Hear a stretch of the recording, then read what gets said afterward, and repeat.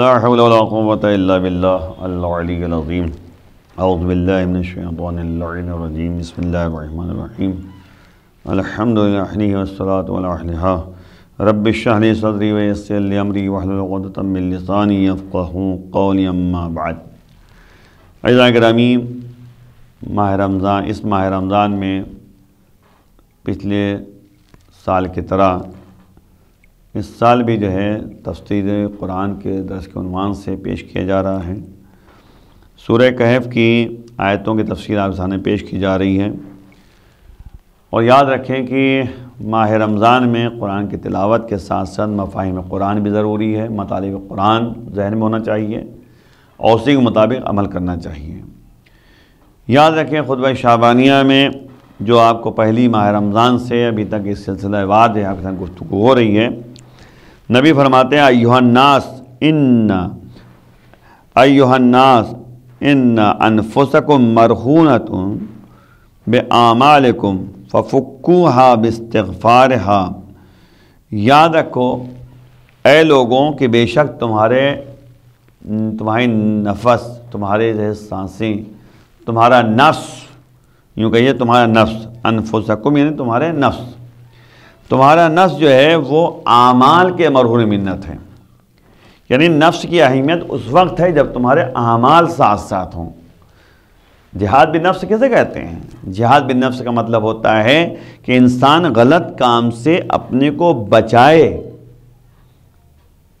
اپنے کو اس راستے پہ لے جائے جو نیک عمل ہے، نیک کام ہے۔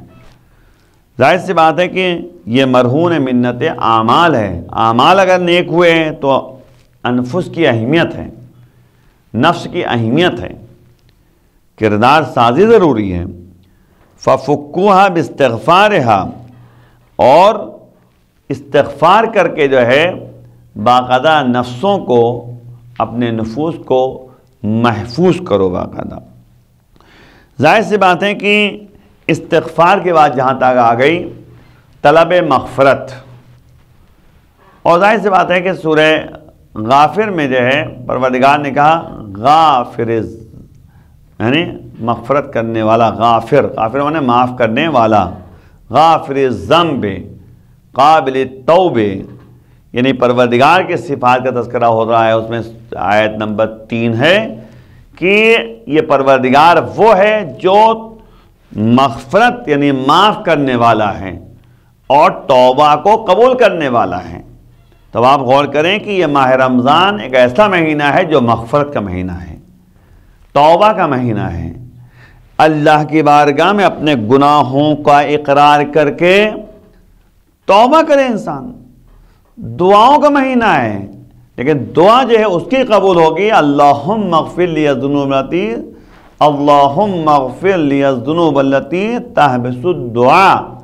پروردگار ایسے گناہوں کو معاف کر دے جن کی وجہ سے دعائیں محبوس ہو جاتی ہیں، قبول نہیں ہوتی۔ تو قبولیت دعا کے لیے شرط ہے گناہوں سے معافی، گناہوں سے دور رہنا۔ تو یہاں پر یہی کہا گیا کہ استغفار، طلب مغفرت کرو پرگاہ معبود میں، معافی طلب کرو۔ تو استغفر اللہ واتوب الیہ، جو باقاعدہ شبہ قدر میں جو ہے اعمال میں بھی تذکرہ کیا گیا ہے کہ تم استغفر اللہ واتوب الیہ کہو، استغفر اللہ واتوب الیہ۔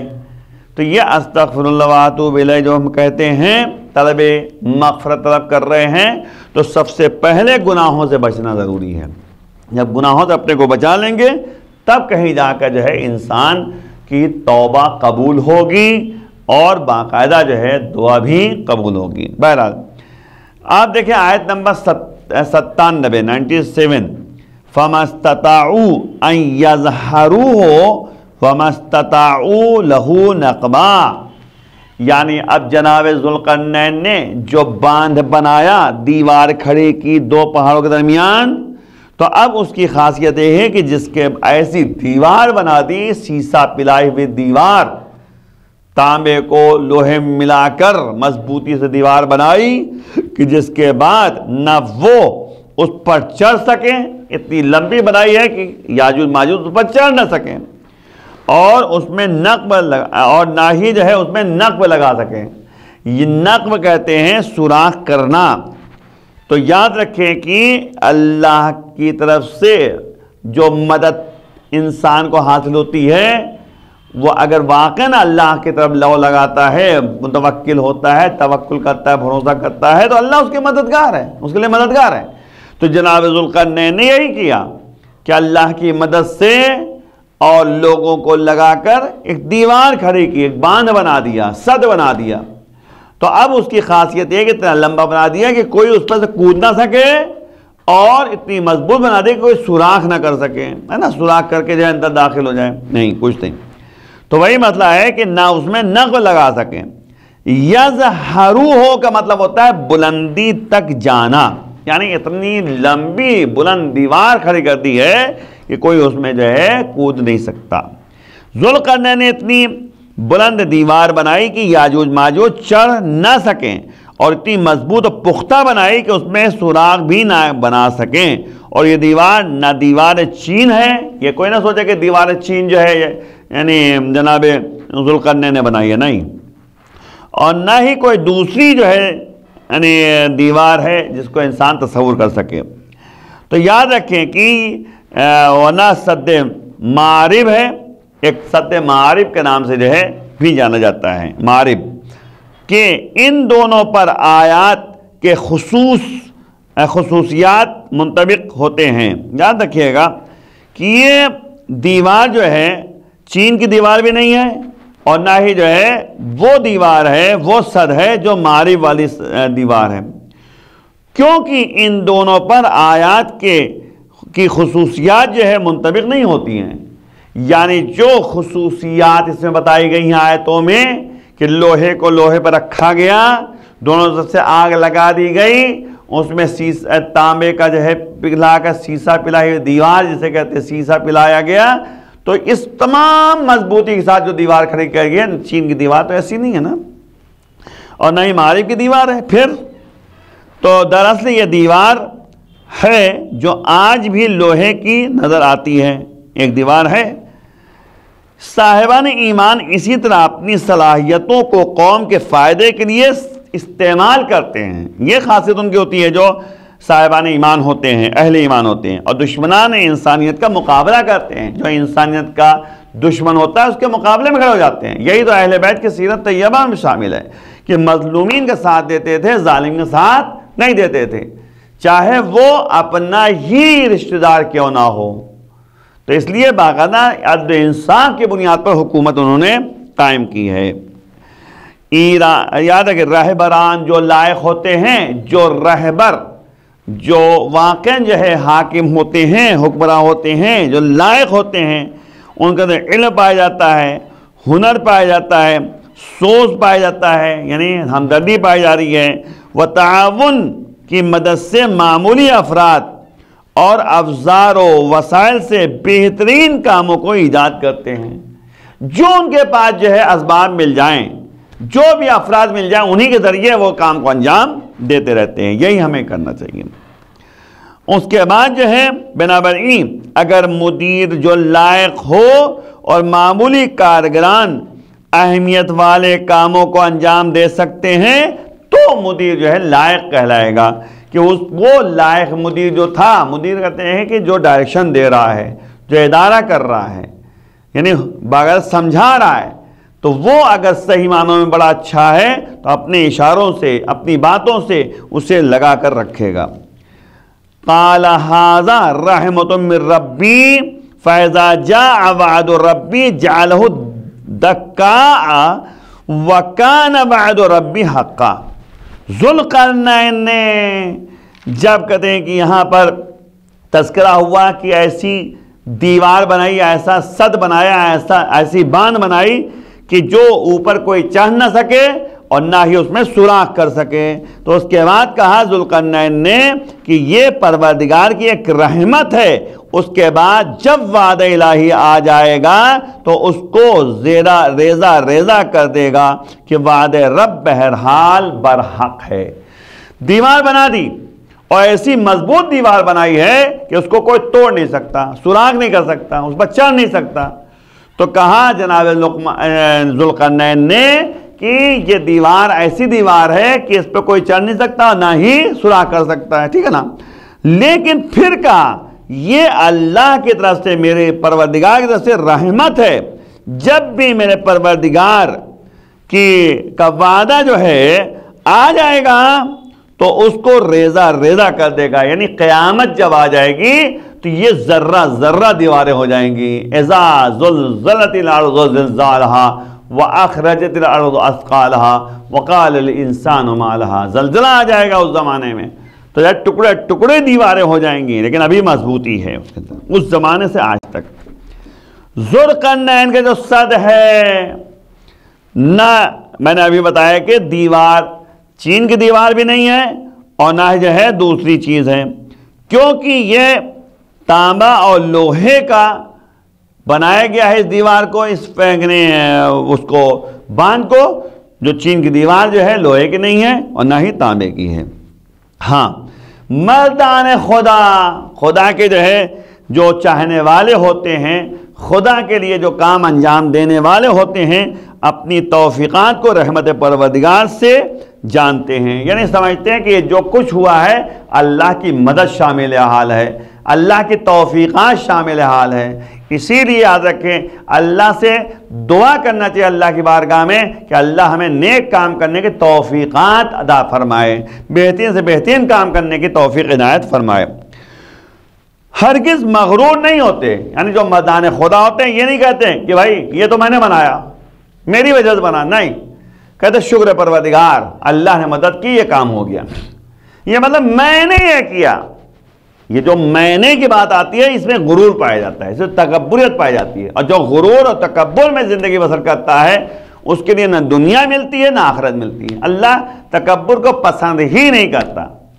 اب مسئلہ یہ کہ تکبر کرنے مغرور ہونے والے افراد جو ہے، جیسے فرعون تھا مغرور تھا، نمرود تھا متکبر تھا مغرور تھا، شداد تھا مغرور تھا، نہیں مان رہا تھا اپنے زمانے کے نبی کا کہنا.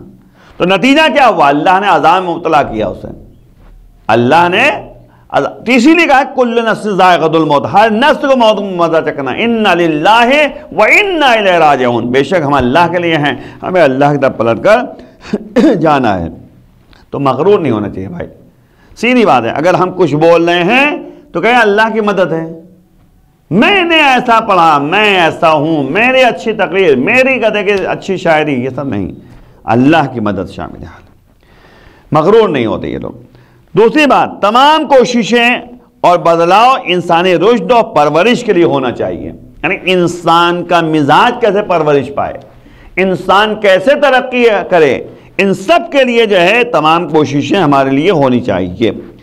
رحمت اور ربوبیت ساتھ میں ہے. یاد رکھیں جب رحمت ہے ربوبیت ہے، ربوبیت ہے تو رحمت ہے. ربوبیت کیسے کہتے ہیں؟ رب بنا ہوتا ہے پالنے والا، پرورش کرنے والا. تو اللہ رب الارباب ہے.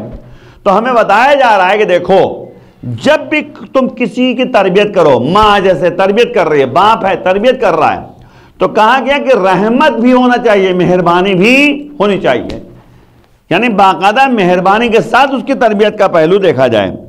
اس کے بعد جو ہے یعنی امنیت کو ایجاد کرنا رحمت الہی ہے. یعنی پروردگار کی رحمت کے ذریعے امنیت ایجاد ہوتی ہے. امنیت میں حفاظت، صد کی ساختگی جو ہے امنیت تھی. یعنی جو یہ صد بنایا گیا، یہ جو دیوار کھڑی کی گئی ہے، یہ جو کہتے ہیں کہ آپ کے دیوار کے باندھ بنایا گیا ہے، یہ سب جو ہے بنایا گیا اس لیے کہ امنیت ایجاد ہو جائے. امنیت معنی حفاظت مل جائے کن کو؟ اس قوم کو.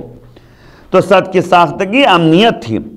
کام کا مقدس ہونا، اگر کام بہت اہمیت والا ہے تو اس میں استحکام پیدا ہوتا ہے، مستحکم قرار پاتا ہے، اور لوگوں کی ہمکاری ہوتی ہے، ہمدردی ہوتی ہے.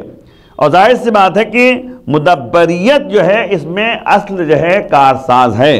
یہ سب جو ہے لطف الہی سمجھنا چاہیے، جو بھی ہے الطاف الہی میں ہے. امنیت لوگوں کے لیے تبلیغ و ارشاد کر سکتا ہے. اگر امنیت ہے تو لوگوں کے درمیان آپ تبلیغ بھی کر سکتے ہیں، آپ لوگوں کے درمیان جو ہے مسائل کو بیان کر سکتے ہیں. یاد رکھیے کہ نبی آئے تھے، فتح مکہ جو واقعہ پیش آیا تو سب سے پہلے جو ہے انہوں نے 2 سال یعنی 40 سال تک امنیت کا ماحول پیدا کیا. لوگ ان کو جو ہے امین اور صادق کہہ کے پکارتے تھے، سچے اور امانت دار کہہ کے پکارتے تھے۔ 40 سال کے بعد اعلان بعثت کیا ہے، 40 سال کے بعد بتایا کہ آخر جو ہے ہم رسول خدا ہیں۔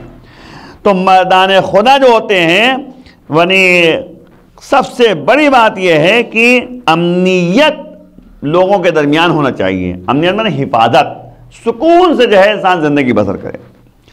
ذوالقرنین نے کیا کیا؟ صد کے مکمل ہونے کے بعد لوگوں کو مبدا اور معاد کے بارے میں آشنائی دلائی، آشنا کرنے لگے، پہچانوانے لگے کہ دیکھو مبدا کیا ہے اور معاد کیا ہے۔ مبدا نے شروعات اور معاد مانے آخر میں جو پلٹایا جائے گا۔ تم آپ غور کیجئے، قیامت کا منظر اور اسی طرح جو ہے مبدا یعنی شروعات نطفہ۔ نطفہ وہ مادہ ہے جو نجس ہے، اور مرنے کے بعد بھی انسان جب تک غسل دیا جائے وہ نجس ہے، چھو لے گا تو نجاست کی بنیاد پر مدعا نجس ہے، اس لیے جو ہے مدعا جو ہے چھو لیا تو آپ کے پر غسل واجب ہو گیا، مس میت واجب ہو گیا۔ تو غسل میت سے پہلے چھو لیا گیا ٹھنڈا ہونے کے بعد بدن، تو پھر جو ہے غسل واجب ہے۔ تو یاد رکھیں کہ اسی لیے ضرورت اس بات کی ہے کہ یعنی اس بات کو دیکھیں کہ مبدا کیا ہے اور معاد کیا ہے۔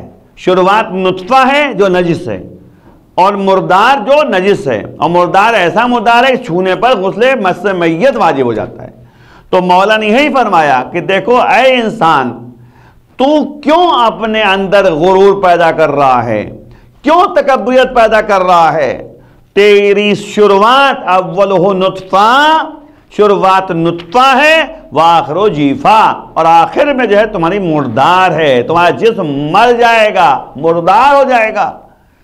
تو یاد رکھیں اسی لیے جو ہے شروعات کو بھی دیکھنا چاہیے اور آخر یعنی من آئینہ الی آئینہ، یعنی کہاں سے میں آیا ہوں اور کہاں ہمیں جانا ہے، اور فی آئینہ میں کہاں رہ رہا ہوں۔ اس کو 3 سوالوں کا جواب ذہن میں رہے تو انسان بہترین انسان بن جائے گا۔ تو وہی مسئلہ ہے کہ جناب ذوالقرنین نے قیامت کا بارے میں بھی بتایا۔ قیامت میں سب چیز خراب ہو جائیں گی، جعلہ دکا، جعلہ دکا، ریزہ ریزہ ہو جائیں گے سب کے، دکا نے زیرہ زیرہ ہو جانا، یعنی باقاعدہ ہر چیز خراب ہو جائے گی۔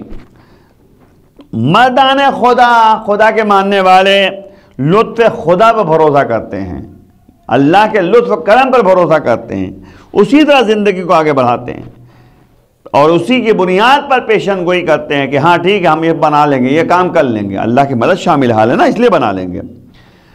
اولیاء خدا جو اللہ کے ماننے والے، اللہ کے ساتھی ہوتے ہیں، اللہ کے چاہنے والے ہوتے ہیں، اللہ کی طرف سے ولی بن کر آتے ہیں، اللہ سے قریب ہوتے ہیں، انہیں اولیاء خدا سے سیکھنا چاہیے، ہمیں جاننا چاہیے، ان کا ہر عمل ہمارے لیے قابل عمل ہے، قابل اعتماد ہے۔ تو ذہن میں اس بات کو رکھنا چاہیے۔ آخری بات یہ ہے کہ یعنی رہبران الہی جو اللہ کی طرف سے رہبر بن کر آتے ہیں، حکمراں بن کر آتے ہیں، اللہ کے لیے دنیا میں لوگوں کو آباد کرتے ہیں اور آخرت کے لیے بھی تذکر دیتے رہتے ہیں، دنیا کو بھی صحیح جگہ رکھتے ہیں اور آخرت کے لیے بھی قدم آگے بڑھاتے ہیں۔ تو یاد رکھیے گا کہ جو اللہ کے ماننے والے ہیں، رہبران الہی ہیں، ان کا کام ہی یہی ہے کہ دنیا اور آخرت دونوں کو سنوارنا۔ آئیے مل کے بارگاہ دعا پروردگار بحق ظاہرہ و بیہ و بالغ و بنی ہم سب گناہوں کو معاف فرما، جو افراد پریشان ہیں پریشانی دور فرما، امام کے آوان انصار میں شمار فرما، امام کے ظہور میں تعجیل فرما۔ وآخر الدعوانا الحمدللہ رب العالمین، والسلام علیکم ورحمۃ اللہ وبرکاتہ۔